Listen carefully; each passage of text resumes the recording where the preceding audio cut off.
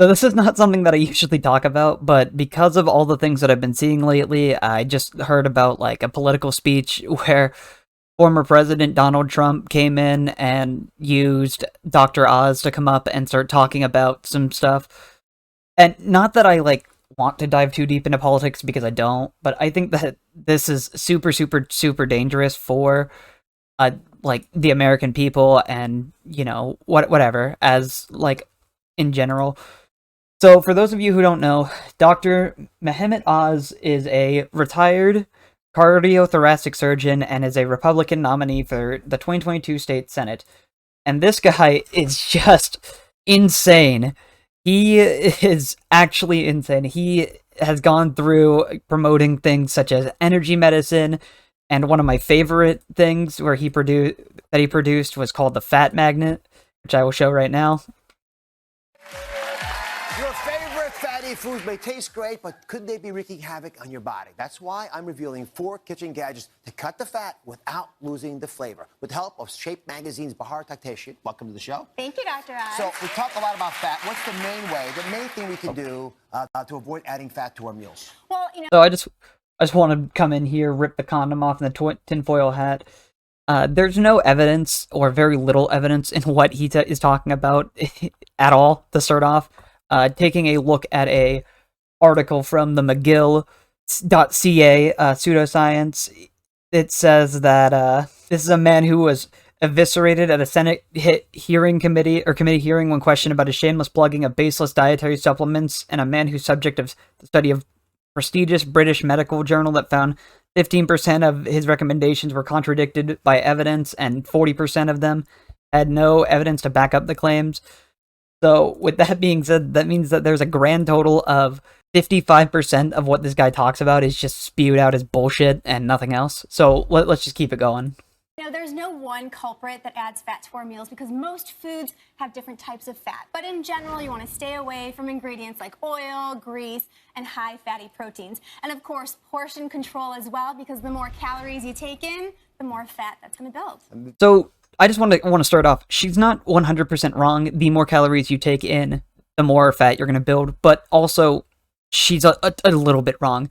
Yes, while the more calories you take in, the more fat is going to build, but it also depends on what kind of foods that you're eating, such as like foods, for example, that are high in fat, such as nuts or beans, foods that have good fats in them, or like take potato chips, because those have bad fats in them. It depends on the kind of fat that you take, and it depends on what other stuff you're eating.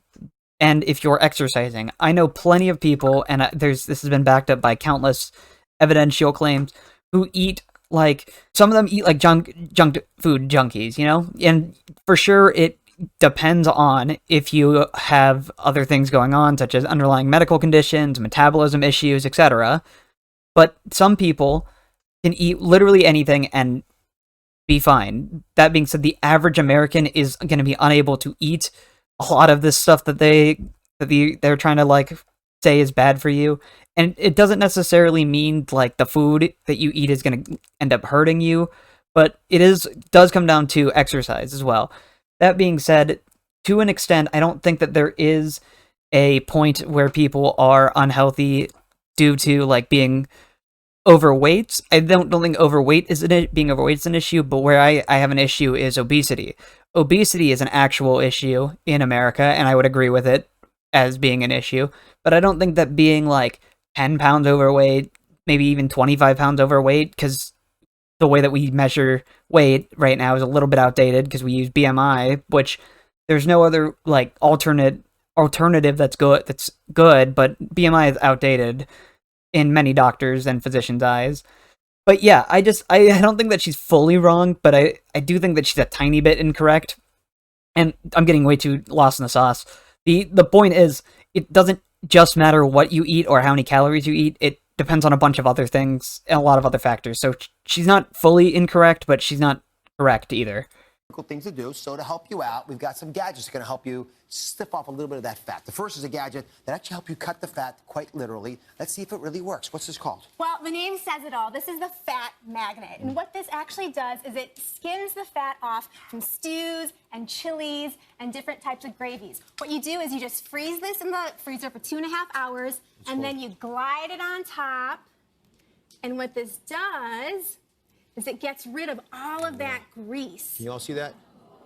So it solidifies it, and then you can use a scraper to actually get rid of it. So it's one. So yeah, this is just a product that is trash.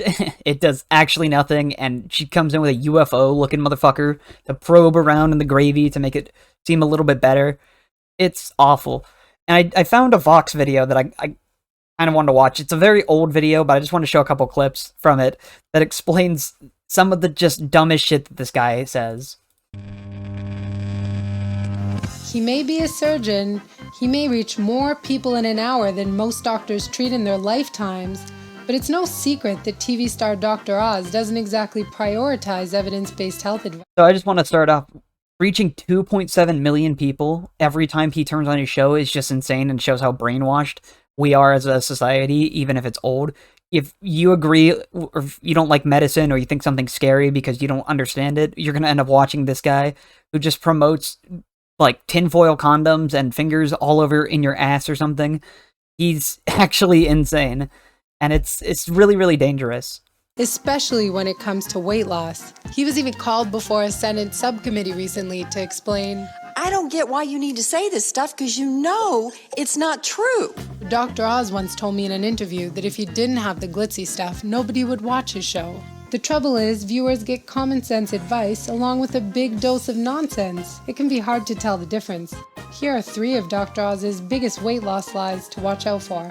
Number 1. So on the show, Dr. Oz often likes to claim metabolism boosters are the holy grails of weight loss. Behind these walls, I've got 5 revolutionary metabolism busters to bust through the fat after 40.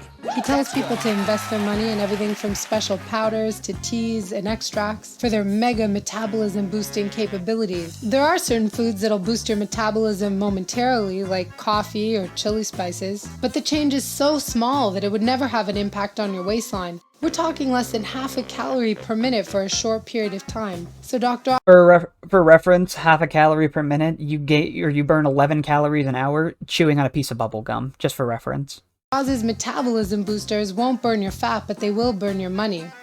Number 2, Dr. Oz will often say that you can blast away your belly fat by going on a diet or taking supplements. Add these to your diet to get rid of your belly once and for all. The truth is, there's just no evidence whatsoever to support this notion that targeted fat loss is possible. You just can't lose weight in one part of your body, no matter how appealing it sounds. Number 3, on almost every Oz show, he likes to claim certain supplements can help you lose weight. Supplements. Those simple, safe, no prescription required pills and potions that can blast your fat, kill your cravings. Garcinia cambogia, raspberry ketones, green coffee bean supplements. But most of these supplements have not been properly studied in people, and some have actually never been studied in humans. Or if they have, the studies are generally so small and flawed by design, there's no way to know whether they actually work. And let's face it, if there was a fat buster in a bottle, we wouldn't have an obesity problem. So when should you listen to Dr. Oz? I'll let him explain. What works for most people?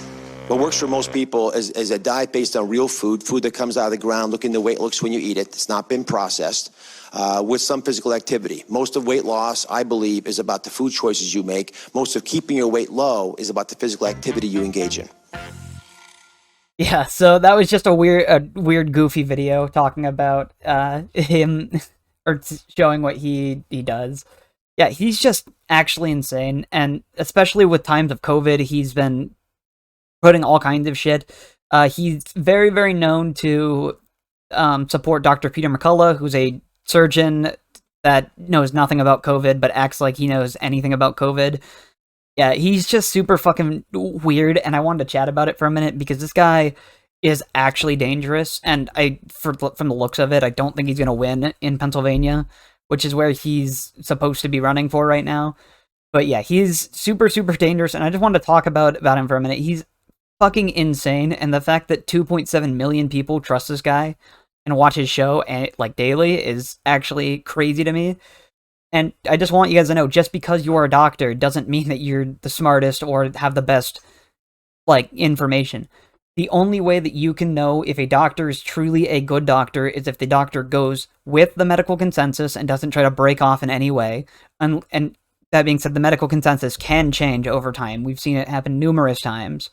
But yeah, that's pretty much about all I got. And that's going to be everything for today. See ya.